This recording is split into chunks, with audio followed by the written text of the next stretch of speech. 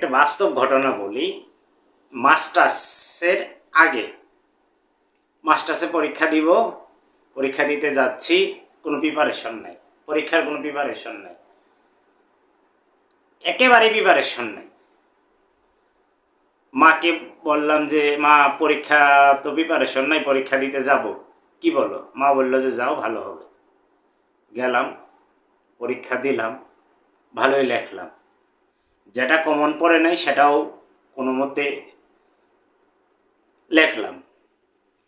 শেষে দেখা গেল সেখান থেকে ভালো রেজাল্ট অর্জিত হলো। তো আপনি আপনার মায়ের দোয়া, বাবার দোয়া থেকে বিচ্যুত হবেন না।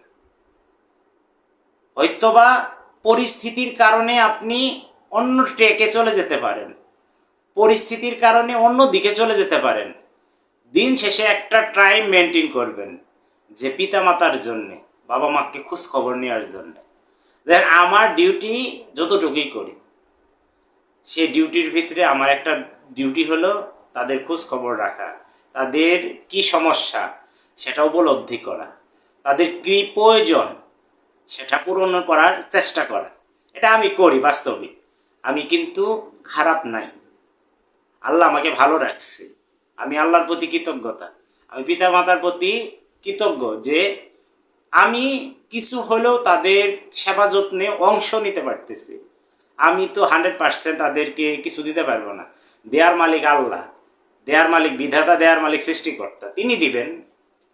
আমার চেষ্টা, আমার দায়িত্ব, আমার কর্তব্য তাদের প্রতি টেক কেয়ার করা, তাদের প্রতি আমি দায়িত্ব পালন করতে চেষ্টা করতেছি। 100% পারতেছি কি না সেটা আমি জানি না, কিন্তু আমি যতটুকু সম্ভব, আমার যতটুকু সাধ্য, আমি সর্বোচ্চ দিয়ে চেষ্টা করতেছি আমার বাবাকে, আমার মাকে ভালো রাখার জন্যে। এতে আমার লাইফ হেল হোক, এতে আমার লাইফ সমস্যাগ্রস্ত হোক, এটা আমার দেখার বিষয় না। আমার প্রশ্ন হলো আমার বাবা মা ভালো আছে কিনা, এটা আমার মেন প্রশ্ন, এটা আমার মেজর প্রশ্ন। যেভাবেই যে চিন্তা করুক, আমাকে অন্য মেন্টালি চিন্তা করতে পারেন যে পাগল হয়ে গেছে বা এ অন্য দিকে ধাবিত হয়েছে, কিন্তু আমি একটা জিনিস বিশ্বাস করি যে যদি আমার বাবা মা ভালো থাকে আমি ভালো থাকব, যদি আমার বাবা মা সুস্থ থাকে আমি ভালোভাবে কাজ করতে পারবো, আমি মানসিক শান্তি পাই সেখান থেকে। আমার মানসিক শান্তিটা ওখান থেকে আসে। আমার মা যখন ফোন দিয়ে বলে যে বাবা খাইছো, আমার পৃথিবীতে আর কিচ্ছু চাওয়ার থাকে না, কিছু পাওয়ার থাকে না। এটা হলো আমার লাইফের অ্যাচিভমেন্ট। আমার বাবা মা আমার প্রতি তারা বিশ্বাস করে, তারা আমার প্রতি কতটা কৃতজ্ঞতা প্রকাশ করে আমি সেটা বলে বুঝতে পারবো না আপনাদের। তো প্রত্যেক ছেলে মেয়ে, প্রত্যেক প্রত্যেক ফ্যামিলির, যে যে ফ্যামিলি থেকে বিলং করেন না কেন, প্রত্যেকের উচিত পিতামাতাকে সম্মান করা, পিতামাতার যে দায়িত্ব, কর্তব্য সঠিকভাবে পালন করা। আপনি কোটি টাকার মালিক হইতে পারেন, আপনার বাবা যদি বৃদ্ধাশ্রমে থাকে, আপনার মা যদি বৃদ্ধাশ্রমে থাকে, আমার কাছে আপনার ওই কোটি টাকার কোনো দাম নাই।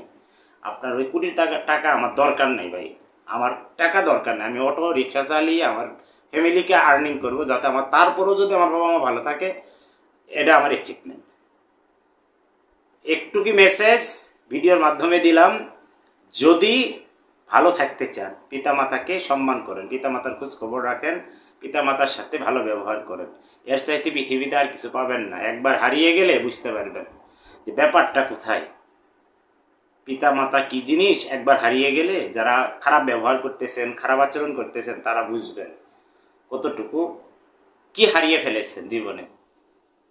তো অত বেশি কিছু বলার অপেক্ষা নাই। আমি আমার সৃষ্টিকর্তার প্রতি কৃতজ্ঞতা প্রকাশ করি। আল্লাহ আমার পিতামাতাকে যুগ যুগ ধরে বেঁচে রাখুক, আমি যাতে তাদের সম্মান করতে পারি, তাদেরকে দায়িত্ব কর্তব্য সঠিকভাবে পালন করতে পারি, এই চাওয়া পৃথিবীতে, আর কিছু চাওয়া নেই। কোটি টাকা আমার প্রয়োজন নাই, হাজার কোটি টাকার সম্পত্তির মালিক হওয়ার আমার প্রয়োজন নেই।